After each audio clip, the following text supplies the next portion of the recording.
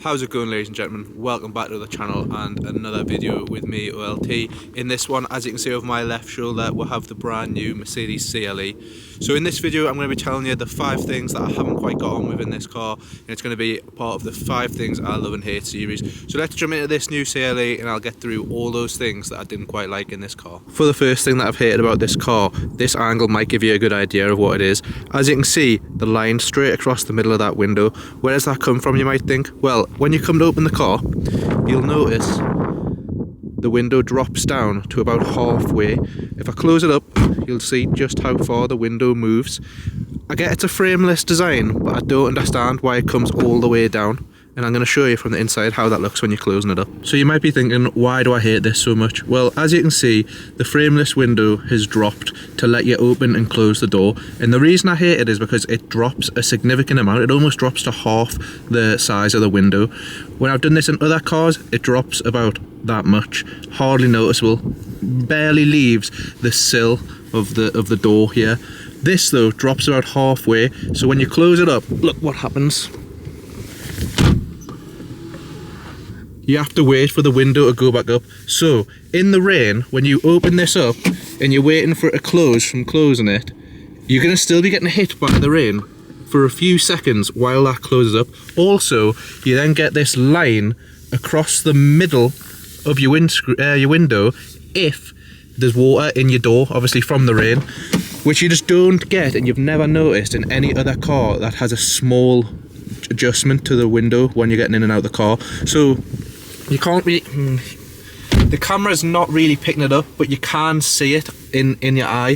So it's about there. There is a slight sort of discolouring where the water has dried on the middle of the window from when the window is dropped down into the door to let you get in and out of the car. I just don't understand why it's such a big drop and it's half the window that disappears into the door to let you in and out when other cars drop the tiniest amount. The second thing I don't like about this car then is actually going to be something that you can change, and it does seem to be a spec option, is this pinstriping that runs along the whole dashboard, which is then counteracted by this carbon fibre aspect of the car.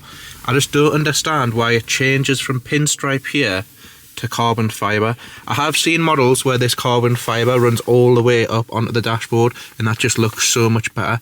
At the minute, I just think there's way too much of a contrast for it to go from like leather, little silver bits, to the pinstripe, back to the leather, and then further down here changes to carbon fibre. I just think there's too much going on. Not that it doesn't necessarily look nice, it does. It doesn't really catch your eye all that much, and it's not something that I've absolutely hated. I do think it is quite a nice feature still, but I just think it's too much going on and that they needed to simplify it a bit. They're just trying a bit too hard. I would prefer this to be all one, whether that's all one carbon fibre that runs into the dash or whether it's the pinstripes and the pinstripes run onto here too. I have seen, like I've said, other videos where the pinstriping isn't there and it's all carbon fibre, and that looks much better in my opinion. So that's going to be the second thing that I haven't quite liked about this one. Just that difference between the carbon fibre and pinstripe I don't think necessarily suits that well, and I don't think it makes the interior look as nice as it could. What's the third thing I hate about this car then? Well, it's actually going to be something in the rear seats, as you can see, which you might not care about if you're the driver, you might not care about if you're the front passenger, but when you're spending £70,000, which what this car usually goes for in its higher level models, even higher if you get an AMG version, is going to be something here in the back seat, and that's going to be the standard back here, and it's going to start with the cup holders, so I'll show you them. So when I talk about the standard of the back of the Mercedes CLE, this is what I mean, and it's going to be the cup holders in the back here, most notably this centre console cup holder area. So this has got to be the cheapest, and as you can hear, the scratchiest material you'll ever see, and I just think it's really, really poor from Mercedes. You have these incredibly lovely seats going on either side. You then have that centre console where the original third seat used to be, which is all lovely brandished in leather, and then it gets down to there and it becomes plastic, and it's all horrible and scratchy and cheap, and it's just really let the back of this cabin down. When you turn the camera around, you'll also see that this aspect of the rear of the CLE also lets you down a bit. So I saw Matt Watson from CarWow say this centre console and the air conditioning unit with the storage cubby looks like Bender from Futurama, and he couldn't be more right. But on top of that, not only is it ugly and horrible, it's again this horrible scratchy material that you see here runs onto this as well, and it's just not nice at all. These air vents are fine, they suit the front of the car, they kind of suit the back, but it's this cubby here that is absolutely pointless. You can't get anything in there, you can barely get half a finger in, and all the scratchy material around it, when it runs from leather to scratchy material, and the backs of these seats are lovely as well. Why could they not just make this centre console a lot nicer in the back? You're spending upwards of 70 grand on this car, and that just looks like something out of a 20 grand car. I think really Mercedes have let themselves down in the back here, because there is nice features like this trim here. I'll show you a better angle on this side. This trim is nice, the Burmeister speakers are lovely, you've got the nice Alcantara headline, and you've got a lovely view out of the front of the car. But then you get this scratchy material on the back where the cup holders are, and I think it just really lets everything down back here. The fourth thing that I don't quite think Mercedes have got right in this car then is going to be this handle here, for two reasons. The first reason is something my girlfriend picked up on. It's quite difficult to grab if you have smaller hands, and when the car door opens, it's in a position where you don't really expect the handle to necessarily be where it is. You probably expect it to be a bit higher. So for example, if I'm opening this door, when you open the door and you let the door swing, because these doors are really big, long, heavy doors, the door opens up quite quickly, and you would usually grab maybe up here to hold the handle of a door. So you can't really grab there because it swings out too far, and it's too far away, and it's also quite the size to get your hand round if you have a smaller hand. I don't really have the trouble, but there you are, I can get my hand around it and hold the door. But my girlfriend and also my little brother, instead of holding that, they found it easier to hold the ducket of the car door, the door bin, when the door swung open. So once they've pushed the door open, the door swung, they found it easier to hold there than they did to hold here, just because of where that's positioned. The second thing then, I actually quite like the look of it, and I'll show you on that side as well, just so you get another version and angle of it.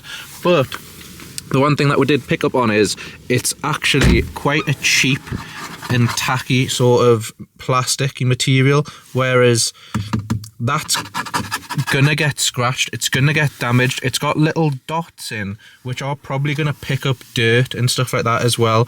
So over time it might look good at the start, it might look sort of fresh, new, posh, luxury. It obviously matches up to the Burmeister speakers, but over time I think because of the silver and the knurling sort of effect, if you're wearing rings or you're carrying keys or you've got anything else in your hand, as you're opening this door, I think it's going to scratch against here a lot and cause a bit of damage to that you might not have been expecting when you first get the car.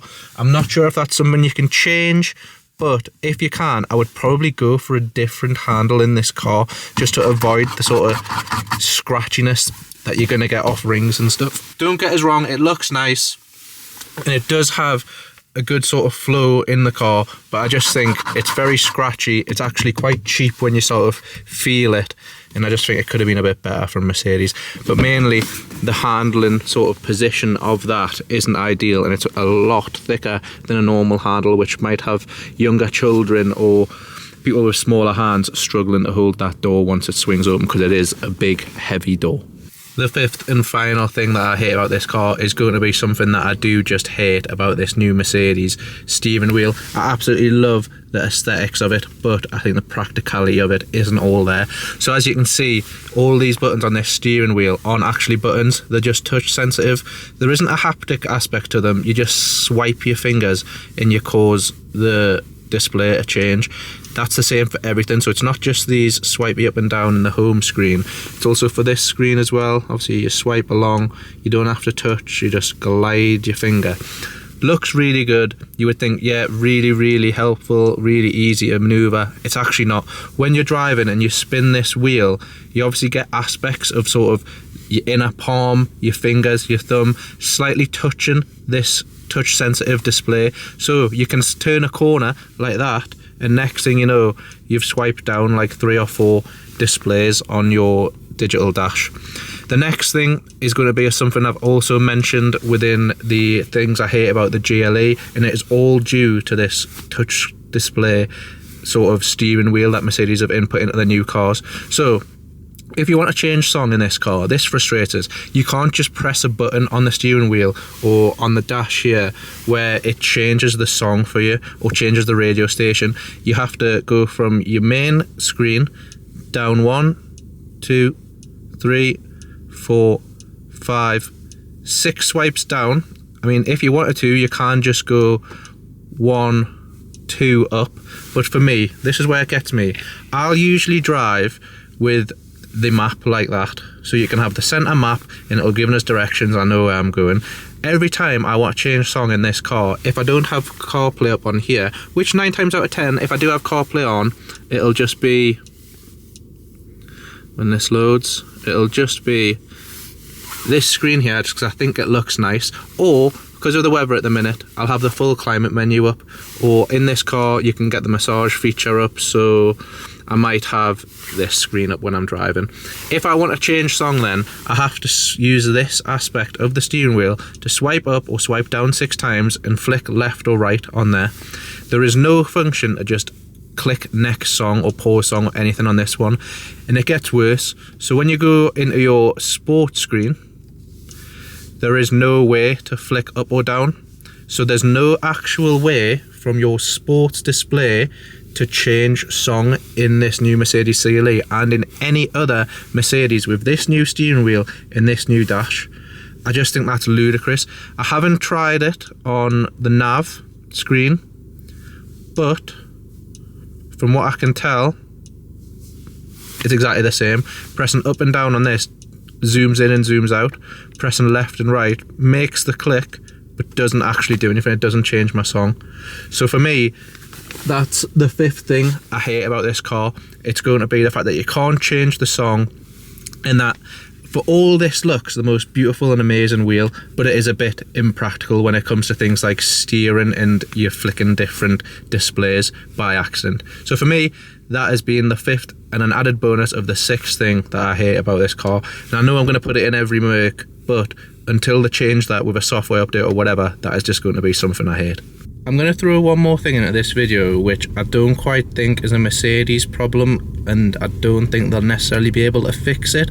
But as you can see, it's incredibly sunny at the moment. If I was to drop the camera to where my face actually is, you'll see that the sun's absolutely glaring through the windscreen.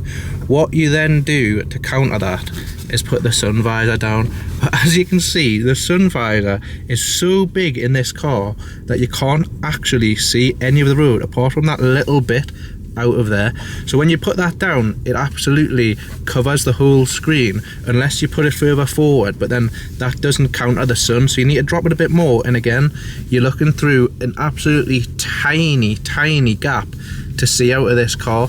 Obviously in England you're not really going to be faced with the sun too often, so that might not be an issue for you, but you live in sunny Europe, that might be a bit of a problem for you. And Matt Watson also made a great point of this little light here for the vanity. When you lift that up, obviously the light comes on, but this whole flap blocks the whole light, so you get that shadowing. So it's really not the best sun visor, but I suppose for what a sun visor is supposed to do and cover the sun, it really does block that out like an eclipse. But you can't actually see out the rest of the car when you are driving with the sun visor down. So I just thought I'd add that extra thing on for you, for another thing that you might not like and might annoy you, even if it's not really a Mercedes thing that can go and fix. And that, ladies and gentlemen, is where we're going to wrap up the 5 things that I've hated about this Mercedes CLE. I've been OLT, and this has been everything that I've disliked about this car. Don't get us wrong, they're not complete hate, but they are things that I think when you're spending this amount of money on a car, you've got to expect better from Mercedes, especially when this is sort of becoming its flagship now that the C-Class and the E-Class have been disbanded to make this CLE. I'm going to do 5 things I love on this car, so be sure to check in for that, because there are absolutely amazing things about this car that, don't get us wrong, make this car what it is. And I've also already dropped a full in-depth review of this car where I talk about the driving, the practicality, what this car is like to live with, and the overall experience I've had with this car. So be tuned in to that one. That one's going to go through absolutely everything.